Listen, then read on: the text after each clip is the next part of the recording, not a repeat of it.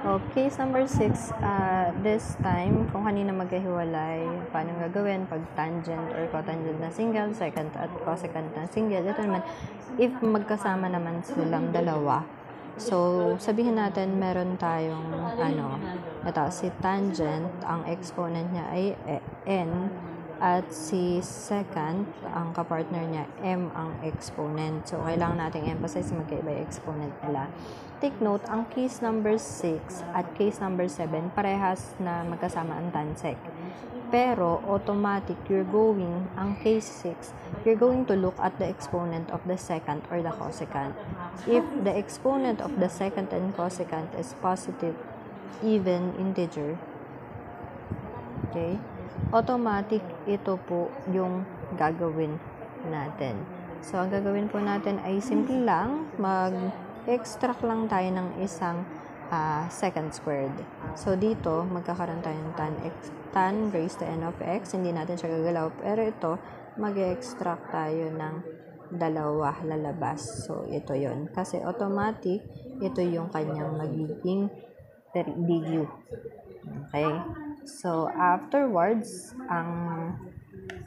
the next step is make sure this is in terms of secant squared and papalitan na po natin siya. So, kung maalala natin, ito, kung ang sagot dito ay secant squared, no problem. Pero kung hindi siya secant squared, kailangan pa natin siyang represent in terms of secant squared. So, secant squared of x. So, paano yung exponent niya na yun?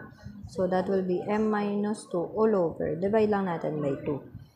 Okay? And then, rewrite pa rin natin secant squared of x dx. Tapos, itong secant squared na to, ito yung papalitan natin. So, remember, hindi po yung in-extract natin, kundi yung natira natin in terms of secant squared. So, ang equivalent po, so replace natin, secant squared of x is equal to tan squared of x plus 1. So, yan po yun. Ngayon, kung may second case tayo dito, okay, si cotangent naman, ang kasama niya, of course, si cosecant m of x dx. Take note, applicable ito if the exponent of your m is even. So, paano gagawin natin? So, ganun pa rin. I-write lang natin si cotangent x. Ito, extract natin si 2 cosecant squared of x. Yan. Kaya magma-minus 2 tayo dyan. Then, make sure this one ay naka-cosecant squared. So, kung hindi pa cosecant squared yung answer para ma-express natin siya, this can simply be cosecant squared. Tapos ito, m minus 2, i-divide lang natin by 2. Okay? Then, rewrite si cosecant squared of x dx. Okay? So, para mas masundan natin, let's try to apply it in one example. So, ito, case number 6. So, sa case number 6, ang tinitingnan natin, ano ba yung exponent ng secant or cosecant?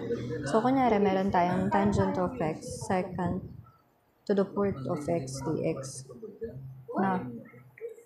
So, kung ito po ay secant squared na, no problem na, kasi extracted na agad But, take note, dito ang tinitingnan po natin ay kung ang exponent ng secant ay even. So, in this case, for even siya. So, ang first step natin na ginagawa po ay, re-write natin si tangent raised to 5 of x. Yung secant, maghiwalay tayo ng secant squared. So, 4, magiging 2 na lang ito. Tapos, ito yung in-extract natin na secant squared of x.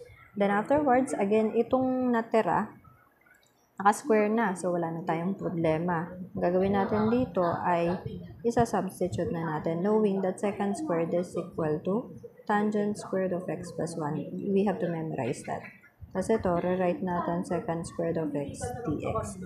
Then afterwards, ayan na, i-distribute na po natin tan raised to 5 tsaka secant squared. I-distribute natin doon sa tan squared of x tsaka sa plus 1. So, dito, ang kalalabasan na natin nito, so, rewrite natin si tan raised to 5 of x times tan squared. So, rewrite natin tan squared of x.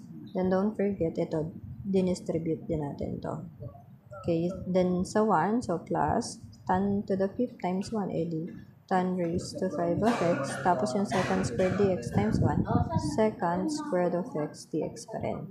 Okay, then afterwards, pwede natin pang pagsamahin ito, tan raised to 5, tan raised to 2, edi tan raised to 7 of x, then second squared of x dx. Then, ito naman, rewrite lang natin si tan raised to 5 of x second squared x dx. Okay, nire-write lang natin siya. So, ngayon, from here, since kagaya na mention ko kanina, ito yung ating magiging du, automatic, ang ilalat natin na u is si tangent of x. Ayun.